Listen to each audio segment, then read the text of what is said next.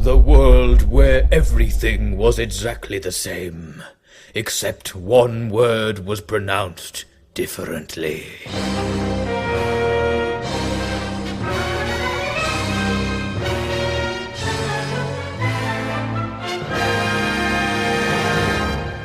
Ladies and gentlemen of the mortal realm, I have gathered you here tonight to retell to you a story of pure terror, a most horrifying feast of craven darkness, worthy of the spookiest of all nights, the night of Halloween.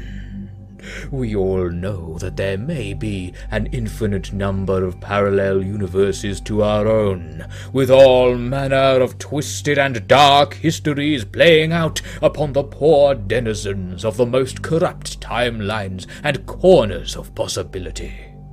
Tonight, my tale will take us to one such plane of reality, to an alternate world that seems so much like our own, and yet holds a most disquieting secret. Imagine, if you will, your very self, on this very night, watching the clock ticking ever closer to that hair-raising moment, the strike of the witching hour. As the tension rises, you grow tired and decide to go to bed. It may be the night of all horrors, you think, but surely nothing spooky will happen to me. Content in your rationale, you fall asleep, just missing the distant church bell, mournfully announcing that the time of the evil spirits is upon the world.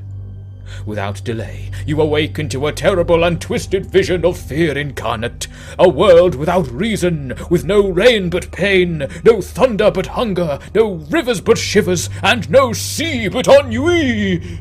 Or is it? No, it's actually, upon further inspection, the next morning in your own bed. Halloween, you think? Just ghost stories after all. The day proceeds with chilling mundanity, indistinguishable from any other white bread Wednesday you have witnessed in all of your aching years of life. You walk to your place of work, stopping only to observe a new sign that has appeared on the window of your favorite mid-tier domestic supplies emporium. Great deals, it says, every day. If only it were that easy, you quip cynically in your sharp mind, before striding triumphantly into your office, beaming with a sense of rebellion and command over all you see, as if the world was yours and yours alone. But this couldn't be further from the truth. For in your world, the receptionist would not look up from her Best in Show Carrots 2017 calendar to greet you with the following review. Oh, hi. Wow, you seem... I don't know. Have you had a makeover? You laughingly bat away her backhandedly charming advice and claim that no, you woke up like this. Then she utters, Well, I must say, you look grow-it. What? What nonsense babble is she subjecting you to? Is this some new carrot jargon that the kids are using? No, you're down with the kids. You're a scion of slang and lord of lingo. It must have been a most strange slip of the tongue. You insist that you must proceed deeper into the office on important business-related business and make your hasty escape. Yet, what she said or didn't say weighs heavily on your mind. So distracted by it are you that by the time your mind clears, you are sitting in one of your business's many busy business meetings, and at the head of the table, a colleague emphatically slaps an unconsenting poster board bearing a graph with a most business-like trend. "These new cocaine pills are just grow-it," he chimes, sending a ripple of approval down the illegally flammable veneer table. But you do not join on the standing ovation and proceeding conga line to the business class celebration chamber. For you heard what he said. You heard it exactly. There was no mistaking it now. This was not your world. You grab your telephonic communicator from your trouser-mounted storage pouch, calling your trusted lawyer, Mrs. Gargalump, and demanding, in no unclear terms, to be informed on the detailed history of the world to the best of her knowledge. Gargalump being in fact awash with free time due to her legal qualifications being no more than a half-finished spot the difference puzzle taken from a motorway service station in 1993, little did you know, was fully able to describe to you all the details of reality for which you inquired. Everything was in place. This was your world. This was your world down to the finest detail. But for that word, could it have been a mistake? You say your goodbyes to Gargalump, and as you pull the radiation transcoding vocal processor from your ear, there is a final chirp from the speaker. Okay, have a grow it day. No! It's real. You storm from the office, not stopping even to perform the mandatory "how low can you go" departure ritual, and burst into the street with the fury of an autumn draft. Across the road, you see a purveyor of televisual signal interpreters, and across the dancing pixels of an example product is the image of a well-fed tiger brandishing his freshly prepared bowl of sugared corn bakes. You lunge forwards, cars veering wildly into all manner of hazards in an attempt to spare your shaken life.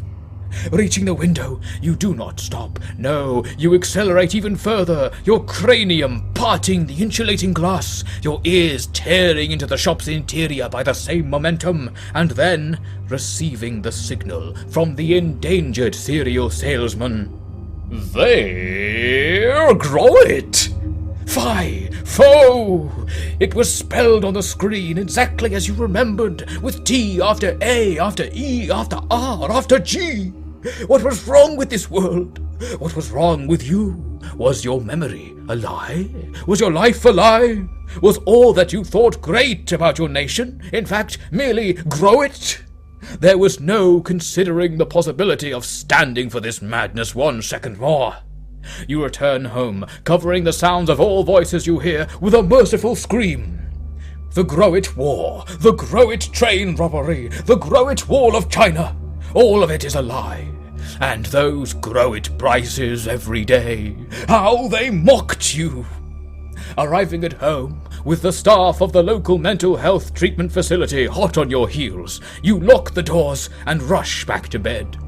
It was how you entered this awful world. Perhaps the process would work in reverse. Downing enough sleeping pills to block out the sun, you fall into a coma, fleeing from this reality into the unreality of the mind. And then you wake. It is your home. The ambulances are gone. It is Thursday morning. Is it over? Did it work? You grab the infrared activation encoder to commence powering your personal motion picture wall surface. An instantly recognizable orange man appears on the screen. He opens his mouth with a victorious smile. We will make America grow it again.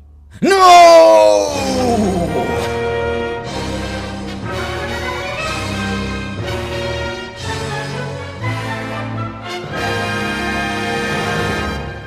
Wow, very spooky. Alright, goodbye.